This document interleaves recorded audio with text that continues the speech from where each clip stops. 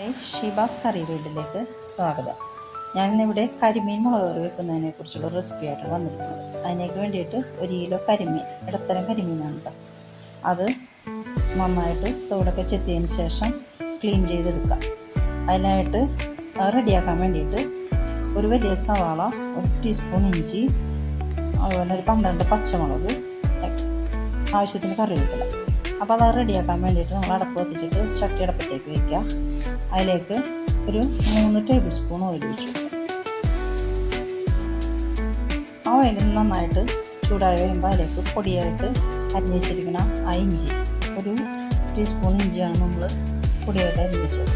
അതും 12 പച്ചമുളകിന് നല്ല എരിവുണ്ട്. പിന്നെ ചെറിയ പച്ചമുളക് ആയതുകൊണ്ടാണ് നമ്മൾ 12 എടുത്തത്. പിന്നെ നമ്മൾ അരിഞ്ഞ് വെച്ചേക്കണം, നല്ല നൈസായിട്ട് അരിഞ്ഞ് വെച്ചേക്കണം സവാളയാണ്, അതും കൂടി ഇട്ട് കൊടുത്തിട്ട് നന്നായിട്ടൊന്ന് വഴറ്റാം.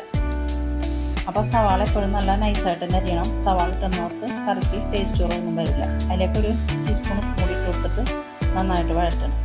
ഉപ്പിട്ട് വെക്കുമ്പോഴെന്ന് വെച്ചിട്ടുണ്ടെങ്കിൽ സവാള പെട്ടെന്ന് വാടി വരും. സവാള വാടിയ സമയത്ത് നമുക്ക് അതിലേക്കൊരു 3 ടീസ്പൂൺ മുളക് പൊടി ഇട്ട് കൊടുക്കാം. അപ്പം മുളക് പൊടി തന്നെ ആദ്യം ഇട്ട് കൊടുക്കണം, എന്നാലേ കറി റെഡിയായി വരുമ്പോൾ കളർ ഉണ്ടാവുള്ളൂ.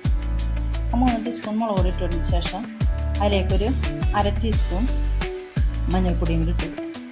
അപ്പോൾ ആ മഞ്ഞൾപ്പൊടിയും മുളക് പൊടിയും കൂടി നന്നായിട്ട് വഴണ്ടി വരണം. പച്ചക്കുത്തൊക്കെ ഒന്ന് മാറുന്നത് വരെ നന്നായിട്ട് ഇളക്കി കൊടുക്കാം. അത് നന്നായിട്ട് പച്ചക്കുത്തൊക്കെ മാറിക്കഴിയുമ്പോൾ നമുക്ക് അതിനൊക്കെ ആവശ്യത്തിന് വെള്ളം ഒഴിച്ചു കൊടുക്കാം. ആ വെള്ളം ഒഴിച്ചതിന് ശേഷം ഒരു ചെറിയ കഷ്ണം പുളി ഒരു 4 ഒരു കഷ്ണം പുളിയുടെ ഒരു 4 എടുത്തിട്ട് അത് വീണ്ടും 4 ശേഷമാണ് ഞാൻ അതിലേക്ക് ഇട്ട് കൊടുക്കുന്നത്. കരിമീൻ കറിക്കൊക്കെ ചെറിയൊരു പുളി മതി. അപ്പോൾ അതൊന്ന് തിളച്ച് വരട്ടെ, മൂടി വയ്ക്കുക. ഒന്ന് തിളച്ച് വന്നു കഴിയുമ്പോൾ അതിലേക്ക് നമ്മൾ കരിമീൻ പെറുക്കിയിട്ട് കൊടുക്കാം.